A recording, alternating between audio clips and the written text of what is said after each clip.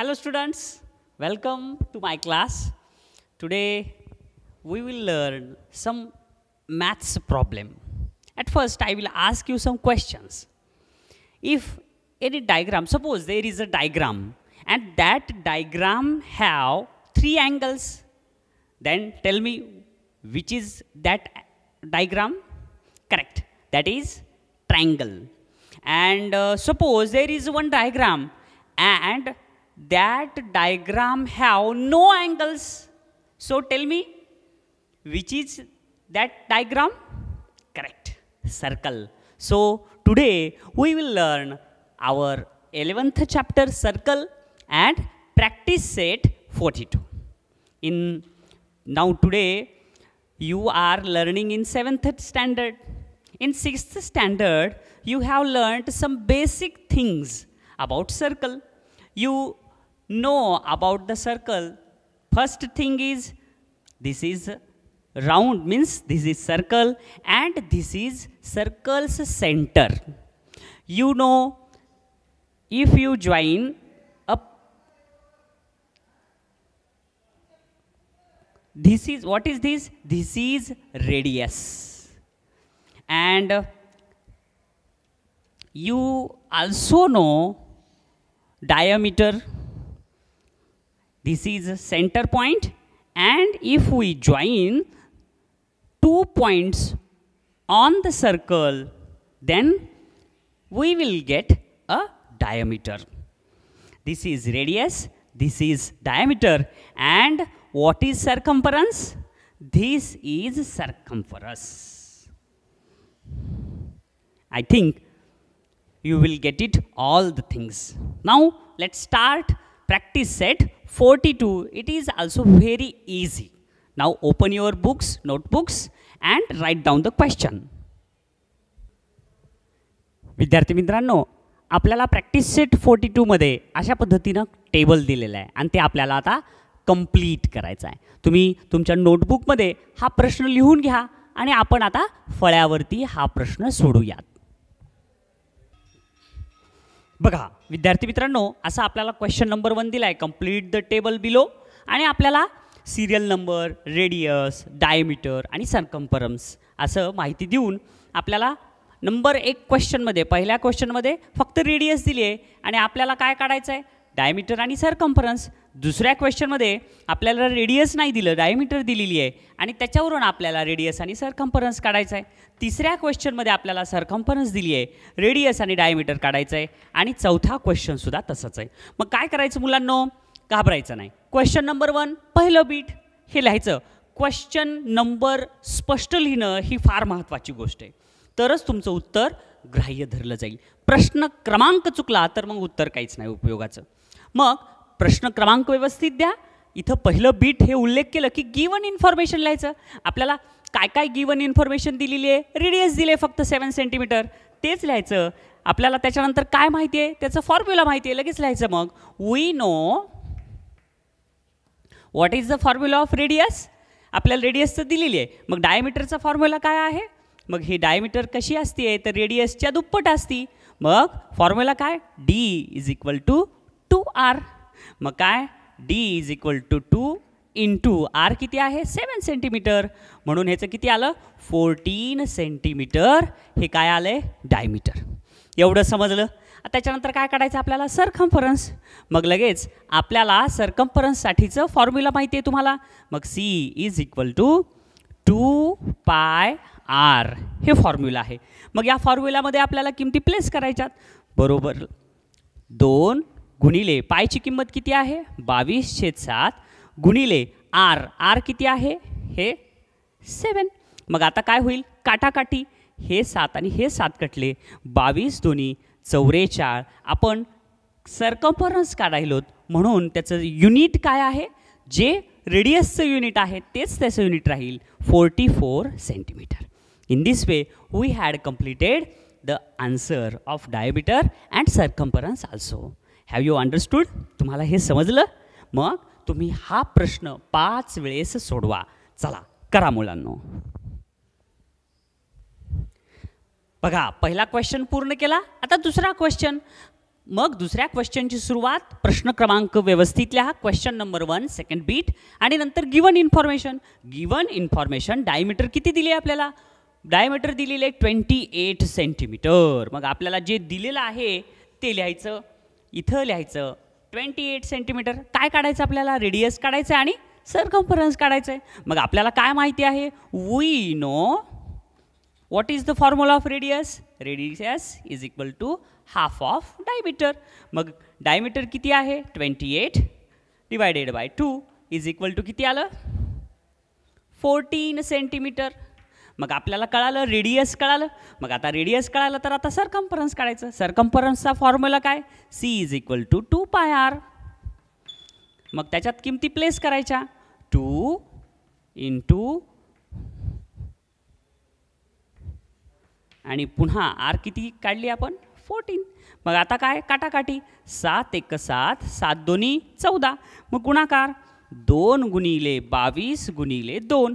22 2 44 आणि 44 2 88. मग युनिट काय आहे ह्याचं फार महत्त्वाचं आहे. सगळ्यात महत्त्वाचं युनिट आहे सेंटीमीटर. प्रश्नात सेंटीमीटर होतं म्हणून उत्तरामध्ये सुद्धा आपल्याला सेंटीमीटर घ्यावं लागेल. अशा पद्धतीनं आपण दुसराही प्रश्न रेडियस आणि सर्कम्फरन्स काढलेला आहे. मग तुम्ही हा प्रश्न समजून घ्या आणि 5 वेळेस सोडवा. पहा पुढचा प्रश्न बघा. नेक्स्ट क्वेश्चनमध्ये काय सांगितलं आपल्याला, सर्कम्फरन्स दिलेली आहे, डायमीटर आणि रेडियस काढायचं. फार सोपं आहे. मग काय लिहायचं, क्वेश्चन नंबर व्यवस्थित टाका. गिवन इन्फॉर्मेशन लिहा. सर्कम्फरन्स काय दिलेलं आहे 616 सेंटीमीटर. युनिट व्यवस्थित लिहा. आणि त्याच्यानंतर आणि इथे एक सांगतो तुम्हाला, आपल्या दुसऱ्या प्रश्नामध्ये मी युनिट मीटर घेतलेला आहे. प्रश्न मीटरमध्ये घेतल्यामुळं आन्सरही मीटरमध्ये आले. तर तुम्ही पुस्तकात इथे सेंटीमीटर दिलेलं आहे तर तुम्ही युनिट पुस्तकात जो प्रश्न आहे त्याचप्रमाणे सोडवा. पहा आता मग आता इथं काय करावं लागेल आपल्याला, वी नो काय माहिती आपल्याला formula, we know C is equal to 2 pi R. मग आता आपल्याला आर काढायचं आहे म्हणून हाच फॉर्म्युला वापरू. सीच्या जागी काय लावावं लागेल 616 is equal to 2 multiplied by 22/7 into R.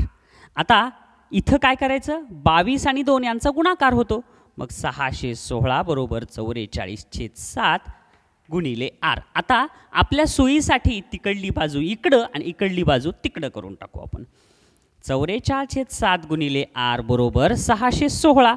आता काय करायचं आहे, हे 44/7 इकडं गुणाकारात आहेत, तिकडं जाऊन हे व्यस्त होतील भागाकारात. म्हणजे काय होईल, आर बरोबर 616 गुणिले 7 वर जाईल 44 खाली आलं. मग आता भाग कशाने जाईल बघा बरं, 4 11 न जात आहे का, 2 न घालून बघू. बे दोन्ही 4 आणि हे बे दोन्ही 4. पुन्हा बे त्रिक 6 1 ला भाग जात नाही म्हणून शून्याचा भाग दिला. बे 8 16. परत आणखीन 2 न भाग जाईल का बघा, बे 1 बे बे 1 बे आणि इथं बे 1 बे बे 5 10 आणि बे चोक 8. किती उरले 154. आता या 11नंच त्या 154ला भाग घालूया. 11 1 11 इथं 11 1 11 4 उरले 11 चोक 44. किती आलं मग 14 गुणिले 7. मग आता इथं काय करावं लागेल आपल्याला, आर बरोबर 14 गुणिले 7. बघा बरं काय येईल, गुणाकार काढा. अगदी बरोबर आहे. आर म्हणजे रेडियस आली 98 सेंटीमीटर. आता रेडियस जर आली तर मग आता इथं करतो, त्याच्या खाली जागा नाही, तुम्ही खाली लिहा. मग काय आता आपल्याला डायमीटरचं स्ट्रक्चर काय formula, D is equal to 2r. मग 2 गुणिले आर किती आहे 98.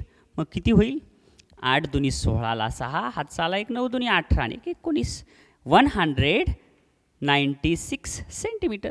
In this way we had completed third problem also.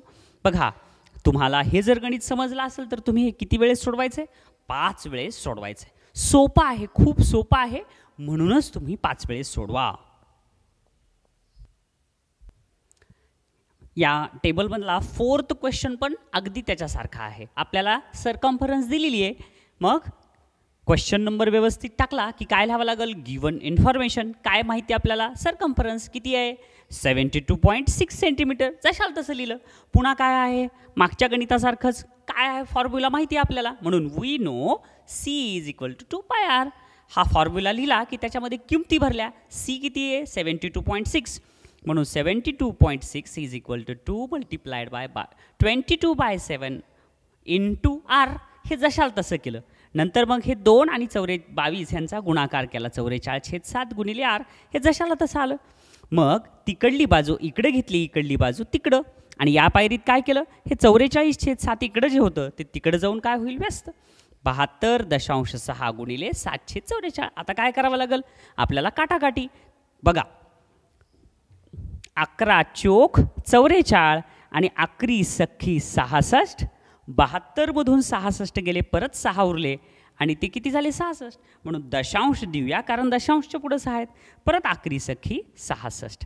आता 6.6 आणि 4 उरलेले आहेत. मग आता 4नंच भागन बघायचं. बघा, 4 1 4, इथं 4 1 4, 2 उरले, इथं झाले 26, पण दशांशच्या पुढे झाले म्हणून दशांश दिलं. 4 25, 4 सख 24, 26 मधून 24 गेले, 2 उरले आणि 4 पंचे 20. उत्तर किती आलं, 1.65 गुणिले 7. यांचा गुणाकार करायचा. मग 7 5 35 ला 5, हातचे आले 3, 7 सखूम 42 आणि 3 45 ला 5, हातचे आले 4. आणि इथं आता दशांश देऊया.